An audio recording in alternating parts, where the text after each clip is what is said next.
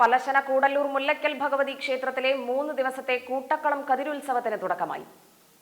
കൂടല്ലൂർ കിഴക്കേക്കാവ് ഭഗവതി ക്ഷേത്രത്തിൽ നിന്ന് വാദ്യമേളങ്ങളുടെ അകമ്പടിയോടെ എഴുന്നള്ളിച്ചു കൊണ്ടുവന്ന കൊടിമുള ഉച്ചയോടെ മുല്ലയ്ക്കൽ ഭഗവതി ക്ഷേത്രത്തിൽ വിധിപ്രകാരം നാട്ടിയതോടെയാണ് ഉത്സവം കൊടിയേറിയത്.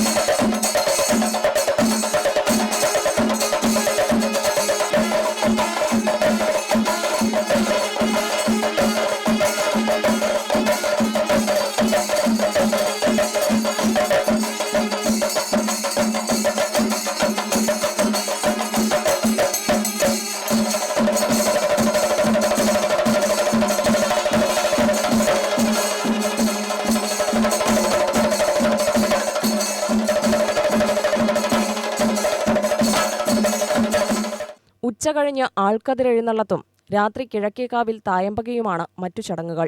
ഞായറാഴ്ച പുലർച്ചെ പാണ്ടിമേളം, പറവാദ്യം എന്നിവയുടെ അകമ്പടിയോടെ കിഴക്കേക്കാവിൽ നിന്ന് പറക്കതിരെഴുന്നള്ളത്ത് നടക്കും. കതിർക്കൂടുകൾ മുല്ലയ്ക്കൽ ക്ഷേത്രത്തിലെത്തുന്നതോടെ കതിർവീഴ്ച നടക്കും. നിറമാല, ചുറ്റുവിളക്ക്, കളമെഴുത്തുപാട്ട് എന്നിവയ്ക്ക് ശേഷം വൈകിട്ട് കിഴക്കേക്കാവിൽ നിന്ന് പറക്കതിരെഴുന്നള്ളത്തും 9 മന്നുകാരുടെ കതിർവീഴ്ചയും നടക്കും.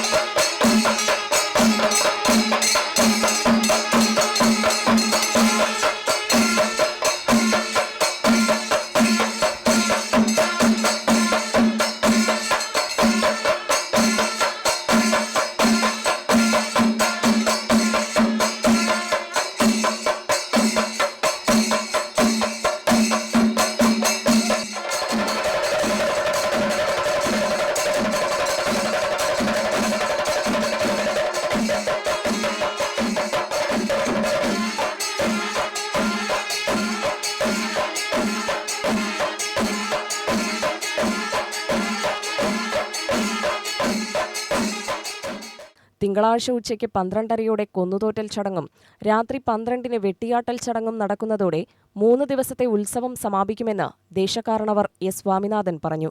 18 ദേശക്കാരുടെ കതിരും കൊടയും വന്ന് മുല്ലയ്ക്കൽ ഭഗവതിക്ഷേത്രത്തിൽ 17-ാം തീയതി കാലത്ത് എത്തിച്ചേരുകയും തുടർന്ന് കൂടല്ലൂർ മുല്ലയ്ക്കൽ ഭഗവതിക്ഷേത്രത്തിൻ്റെ പാട്ടുകൊട്ടിൽ പഞ്ചവർണ്ണ കളമെഴുത്തോടുകൂടി അമ്മയുടെ ചരിത്രമായ തോറ്റം പാട്ട് തുടങ്ങുകയും ചെയ്യുന്നു.